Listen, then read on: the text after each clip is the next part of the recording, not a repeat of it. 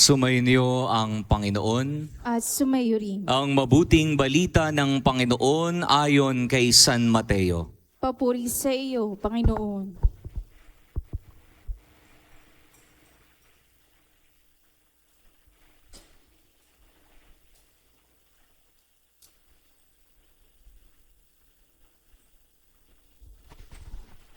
Ito ang lahi ni Hesukristo na mula sa angkan ni David, na mula naman sa lahi ni Abraham.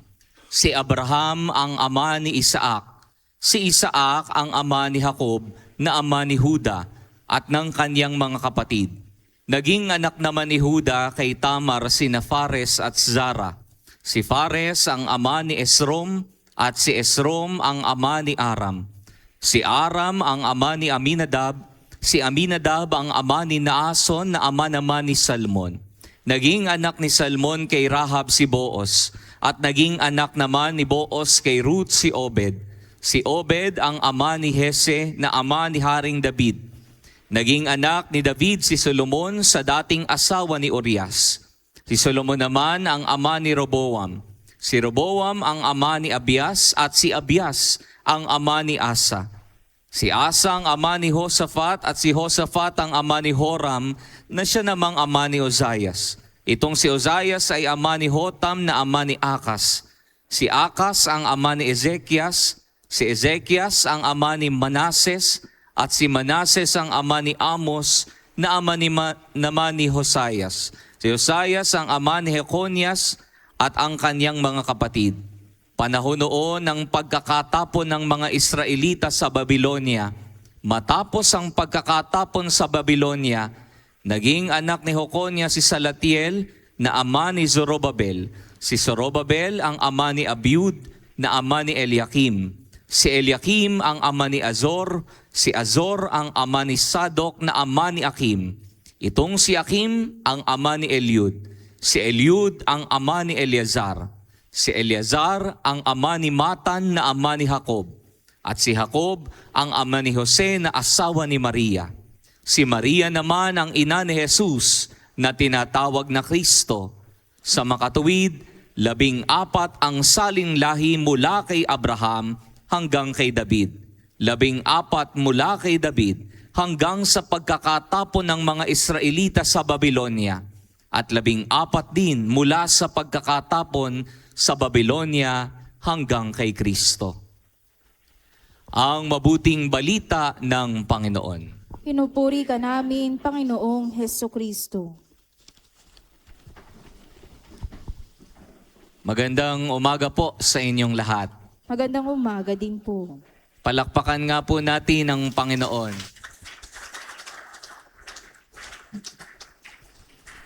Pwede po ba akong magtanong?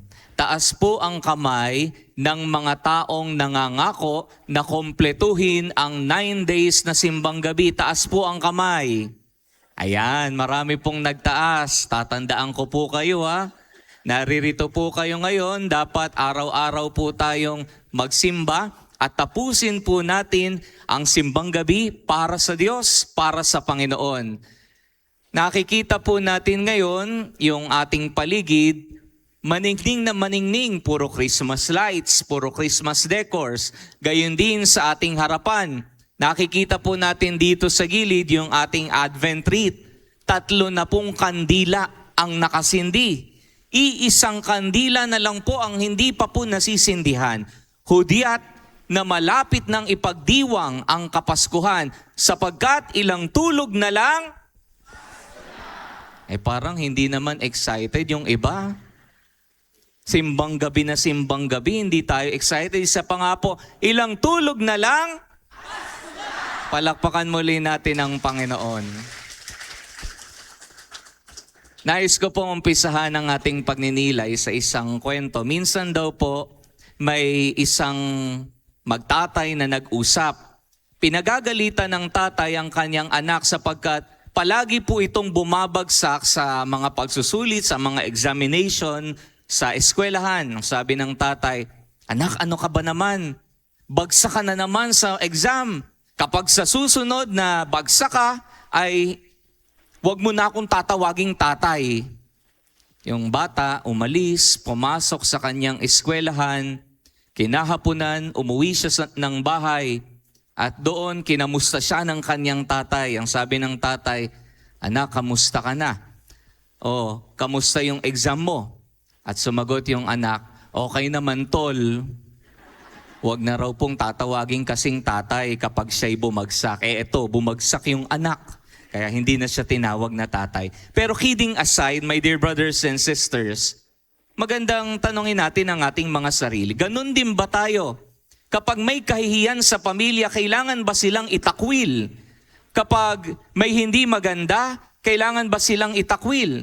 Kapag may kapalpakan, kapag nalugmok, kapag nega, kapag pangit, kailangan bang itakwil ang mga taong ito? Ngayon po sa pagsisiyam po ng ating simbang gabi, ng ating Misa de Gallo, ito po ang pinapakita. Ang talaang kanan ng ating Panginoong Hesus ang binabanggit sa atin ng ating ebanghelyo. Makikita natin iba't ibang pangalan ang binabanggit, iba't ibang uri ng tao. Aba, akala ba natin ang mga taong ito'y mga matutuwid lahat, mga mababait lahat? Hindi po. Hindi po sila lahat mabubuti. Hindi po sila lahat banal. Hindi po sila lahat mababait. Katulad po ni Tamar na binanggit sa ating ebanghelyo, inakit po niya si Huda. Si Rahab, siya po'y nagbenta ng laman. Si Ruth, inisip po niya na hiwalayan ang kaniyang biyanan, iwanan. Si Batsheba, siya po ay ang naging dahilan kung bakit nagkasala si Haring David. Makikita po natin ang talaang kanan ni Jesus ay hindi perpekto. Kung titingnan po natin ito ng mabuti, babagabag sa ating isipan, bakit ganito naman ang talaang kanan ni Jesus? Why is the genealogy of Jesus like this? Alam niyo po ang sabi po ng isang Bible scholar, si Raymond Brown, sa kanyang librong A Coming Christ in Advent, binabanggit po niya, God's grace can work even with people like us. Ibig pakahulugan po, hindi namimili ang Diyos. Kung ikaw may masamang nakaraan, maaari pa rin kumilos ang grasya ng Diyos sa iyo. Basta ang importante ay mayroon kang puso na may kahandaang magbago. At ano po ang sinasabi sa atin ito? Pinapakita po sa atin, mayroon tayong pag-asa. We are not a failure. God's grace can work with us, even to people like us. One inspiring story that I want to share is the story of Michael Jordan. Kilala niyo naman po siguro si Michael Jordan. Alam niyo po, nung bata pa po itong taong ito, ay lagi po siyang natatalo. Gustong-gusto po niya na makapasok sa basketball team, pero lagi po siyang sablay. Subalit ang sabi po niya sa kanyang sarili, I can accept failure, but I cannot accept trying.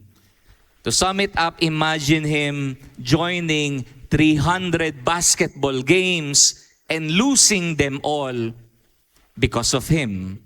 Nangyari po ito kay Michael Jordan. Sinisi siya ng kanyang mga kasama, kaya lagi silang natatalo. Pero kahit ganun, nagpatuloy pa rin po siya, hindi po siya sumuko. Kaya sa bandang huli, because of his persistence, he was able to enter 6 NBA championships, 14 All-Star games, and won 2 Olympic gold medals. Pinapakita sa atin, your failure is not part of your life. But then, failure must not define your life. Ang sabi po ni Michael Jordan, to learn to succeed, you must first learn to fail. Katulad ng karakter po sa ating ebanghelyo, iba't ibang uri ng mga karakter, may mga masasamang nakaraan man sila sa kanilang mga buhay, subalit ang nakaraan na ito ay hindi nagbibigay ng kahulugan sa buo nilang pagkatao. Alam ko po, tayo rin po na naririto, may kanya-kanyang mga nakaraan sa buhay. May kanya-kanyang mga kasalanan at pagkakamali. Subalit ang ipinapakita po sa atin ng ating ebanghelyo, do not lose hope. God's grace can work even to people like us. Pinapakita po, tampok po, ngayong araw na ito, makikita niyo po yung imahe sa gilid. Siya po ay si Father Ruel Gallardo, isang pari na pinadala para sa pagmimisyon. Ngunit nung siya'y nagmisyon, naroroon ang mga Abu Sayyaf na terorista. At ang tanging dasal po ng paring ito ay, O Lord, conquer my fears with faith and trust in you. Natatakot man ako, Panginoon, pero ako'y patuloy na nananalig sa iyo. Pinapakita po sa atin dito na sana'y tatagan natin ang ating pananalig sa Panginoong Diyos, sapagkat dahil sa Panginoong Diyos, napupunan tayo ng grasya. Atin pong pagnilayan ito sa pagpapatuloy ng ating banal na pagdiriwang. Amen. Tatayo po ang lahat.